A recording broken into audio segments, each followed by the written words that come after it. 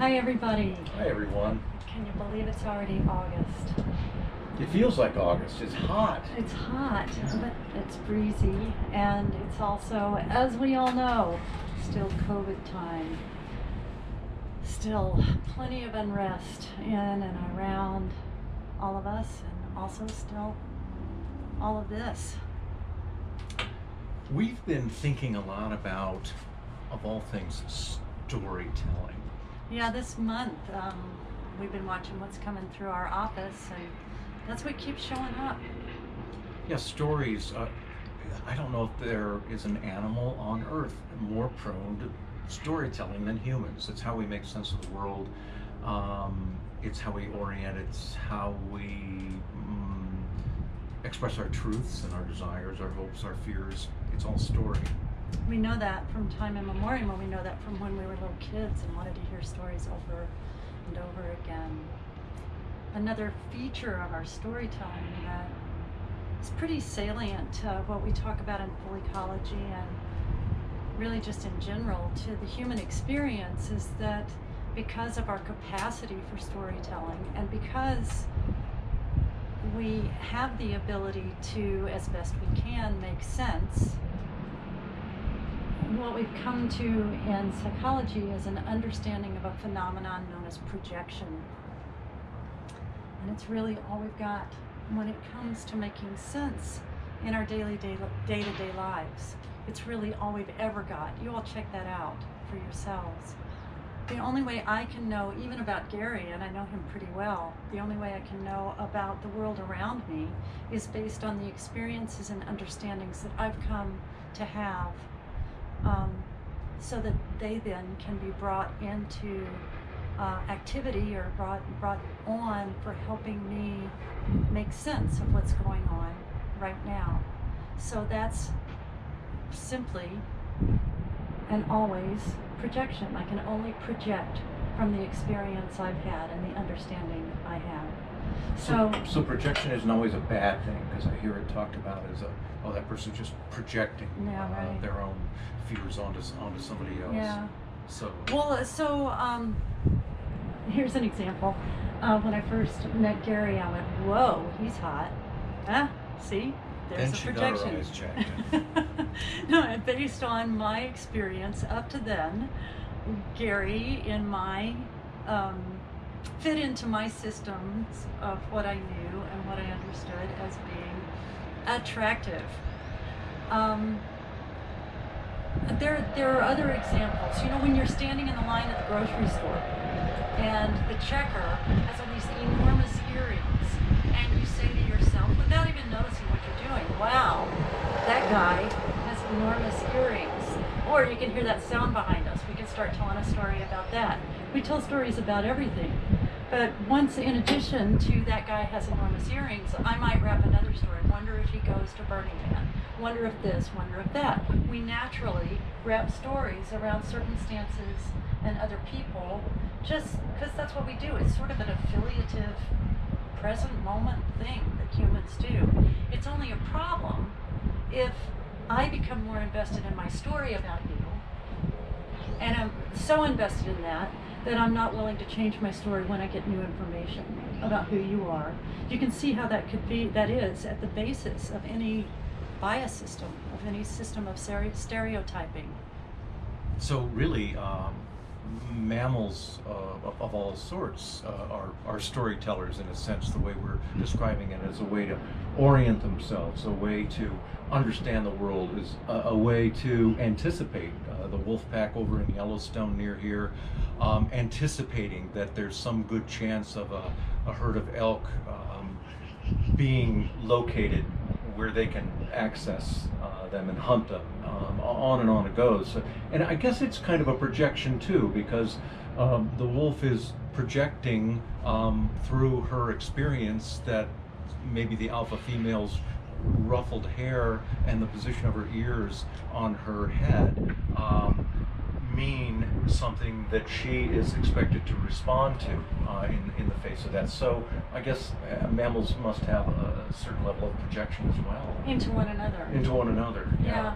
When also mammals, like wolves, for example, and elephants you've talked about Mhm. have kind of maps of territory. Just from Absolutely. experience. Yeah. So the story helps us orient to the world. And as we're saying, it's not a problem at all. In fact, it's very, very useful. And it's most useful if it's adaptable. One way that it can go wrong in the human experience shows up in what we're learning about neurophysiology. We're learning that you've probably heard the term trigger. When people get triggered, and any of us can get triggered, it usually shows up, if we had a brain scan going at the same time, in activation of our amygdala, among other things in the limbic system. But the amygdala gets very activated, and it's like that then activates the adrenal system. It's a real signifier of something that we need to be attentive to and responsive to, and perhaps even aggressive toward. That function is mediated by other functions in the brain, like the insula. The insula kind of comes online and looks around and goes, now do we really need to respond in a big way, or can we wait and watch for a bit? And now we're learning also through the pretty vast research of others, including Stephen Porges, about the polyvagal nervous system. And there's more and more evidence that our hearts physiologically activate a lot of our storytelling system that then kind of correlates with the amygdala getting flipped out, or the insula saying, well, wait a minute, everything's going to be all right. And so we have these physiological reactions that, because we have language, we place story on them. Sometimes the story is accurate, but these days, in all of our activation of our adrenal systems and our sympathetic nervous systems, we're probably being a little bit dramatic. We're probably blowing things way out of proportion because we're anxious. We don't know what's happening. It feels just really unpredictable. And that's when storytelling can come on in a way that can be divisive and harmful in our social ecologies.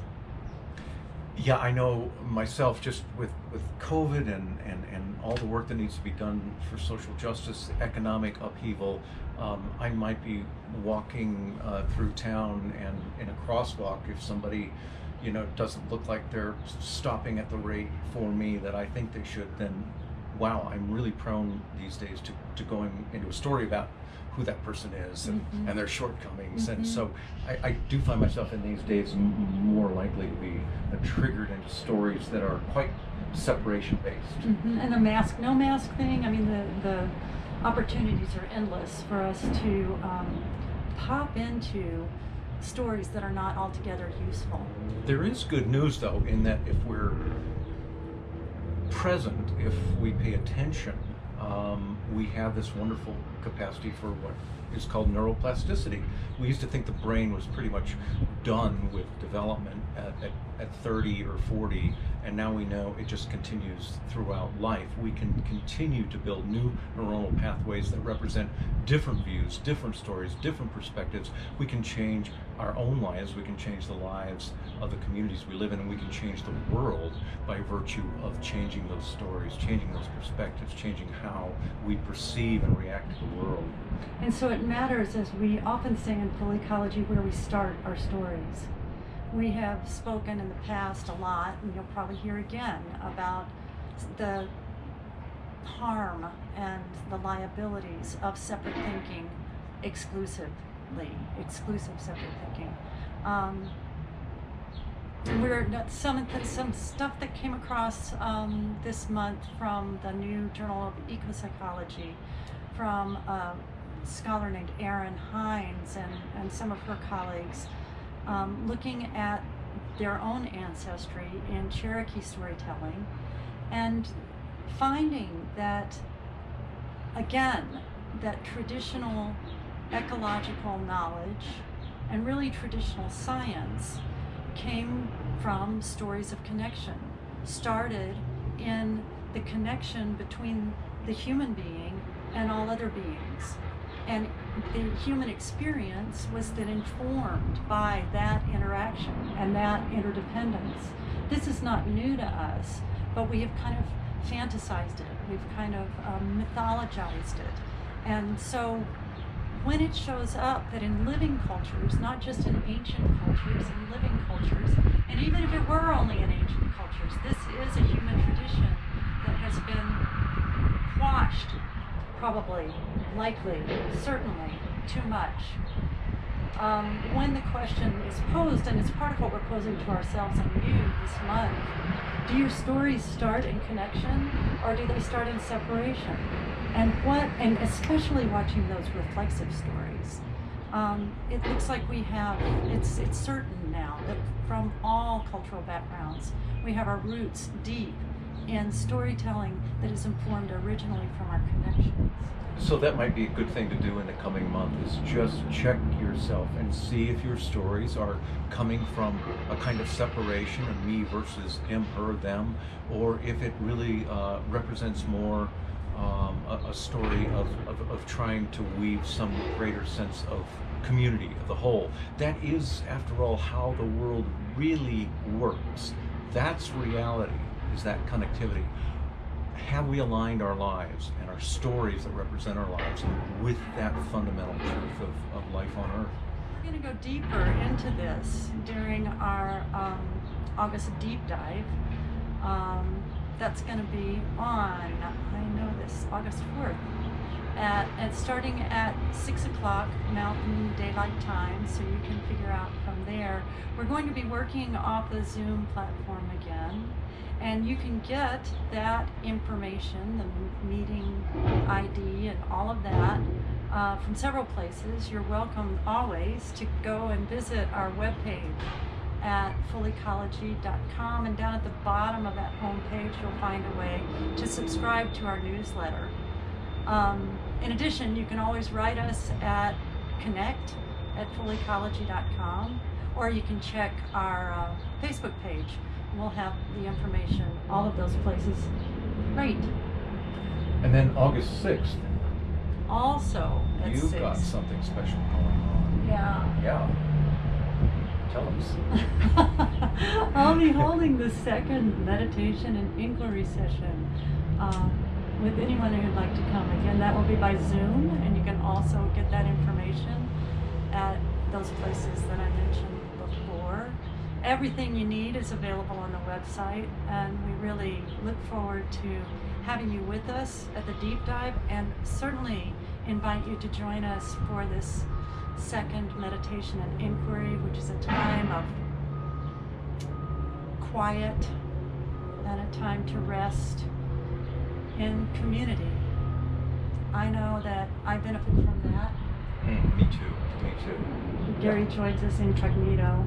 I do. Pretend like I didn't tell you that. I do. Well, it's great to be with all of you again this month, and we wish you all the best. Be safe, be well, and tell stories of connection whenever you can. This is us. We start with connection, we end with connection. That's what makes for a life. All right. Be Thanks well. so much Take for care. being with us. Bye for now. Bye for now.